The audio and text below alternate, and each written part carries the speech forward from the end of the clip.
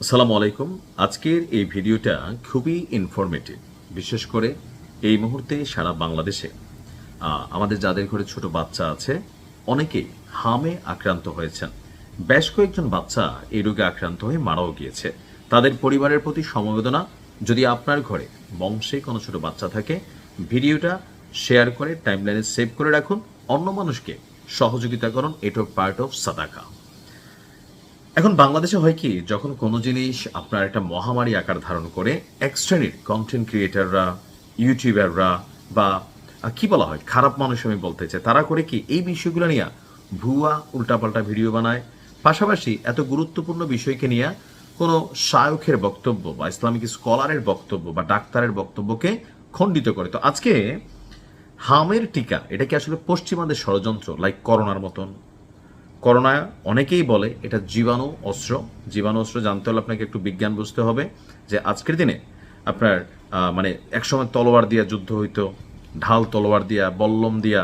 প্রস্তর যুগের ইতিহাস তো জানেন, পাথরের যুগে, যে যুগে মানে আমাদের হয়তো কোনো না কোনো পূর্বপুরুষ ছিল, তো পাথরকে সাইজ করে করে অস্ত্র বানানো হইতো, লাঠির মধ্যে দিয়ে সেটা শুকর বারো বিভিন্ন প্রাণীকে শিকার করতো। যুগ আধুনিক হয়েছে, এখন আস্তে আস্তে জীবাণু অস্ত্র বা কেমিক্যাল উইপেন, অনেকে এটা আমরা জানি, তো এই লেভেলে চলে আসছে। তো এখন অনেকে মনে করছেন যে হুট করে হাম ছড়াই পড়ছে। সো যেহেতু এখন বাংলাদেশে একটা ইসলামিক ফিলিংসের একটা পরিবেশ তৈরি মানে চলছে, তো সেখানে অনেকেই এই পশ্চিমাদের টিকা দেওয়া যাবে না, হাম পশ্চিমাদের একটা ষড়যন্ত্র। আর এক্ষেত্রে আমাদের সম্মানিত একজন শায়ক, আমি যাকে খুবই পছন্দ করি, শায়ক আহমদুল্লাহ, ওনার একটা বক্তব্য যখন ফেসবুকে আসছে, আমি নিজেও বিভ্রান্তিতে ছিলাম প্রথমবার। দ্বিতীয়বার শোনার পরে মনে হয়েছে এটা কাটপিস। তো আসলে তিনি কি এমন কথা বলছেন যে হামের টিকা পশ্চিমাদের ষড়যন্ত্র অথবা ভ্যাকসিন নেওয়া উচিত না? বাংলাদেশে অনেক মুসলিম আছে কি জানেন, ওই বাটপারি, ধান্দাবাজি, চুরি, ডাকাতি, কাজের গোড়ায় ফাঁকি দেওয়া, বিদেশে বৈশাখ কফিলদের ঠকানো সব করে, কিন্তু এত বড় বড় দাড়ি।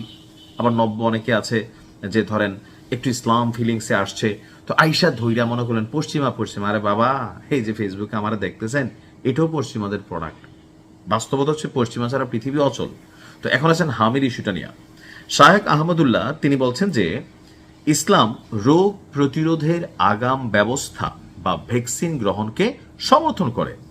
অর্থাৎ হামের অসুখটা যেন না হয়, এই ধরনের একটা ভ্যাকসিন বাংলাদেশে আছে বা এটা বিভিন্ন জায়গায় পাওয়া যায়। অথেন্টিক কিনা সঠিক কিনা সেটা যাই না, মানে দিতে হবে অবশ্যই ডাক্তারের পরামর্শ নিয়ে।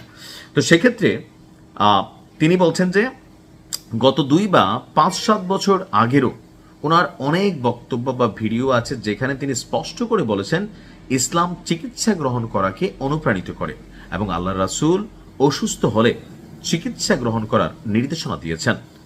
রোগ হওয়ার আগেই রোগ যেন না হয় তার জন্য ব্যবস্থা গ্রহণ করার ধারণাও শরীয়তে রয়েছে।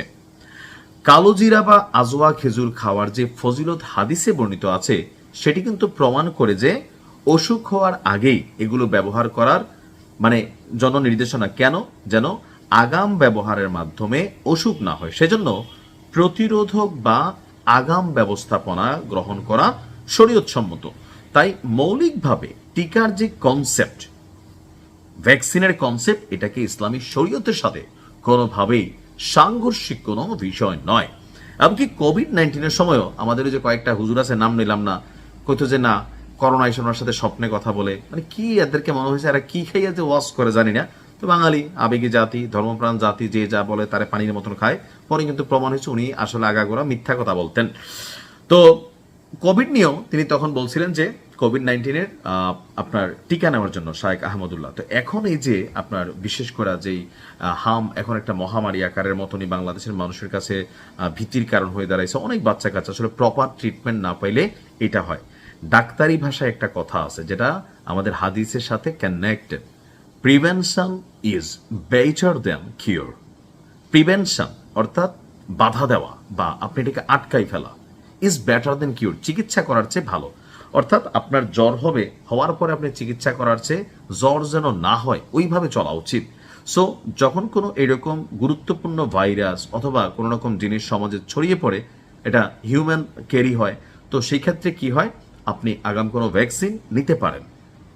সো হামের টিকা পশ্চিমাদের কোনো ষড়যন্ত্র না। পশ্চিমারা সব দিকে ষড়যন্ত্র করে না, তারা ষড়যন্ত্র করে এগুলা বোঝার জন্য মাথায় ঘিলু থাকতে হবে। আল্লাহ আমাদের প্রত্যেকের কলিজার টুকরা সন্তান যাদের আছে তাদেরকে হেফাজত করুক, সুস্থতা দান করুক। আর যে সকল বাবা মা তাদের প্রিয় কলিজার টুকরা সন্তান হারিয়েছেন তাদের জন্য দোয়া, আল্লাহ যেন তাদের অন্তরকে শীতল করে দেন। আসসালামু আলাইকুম।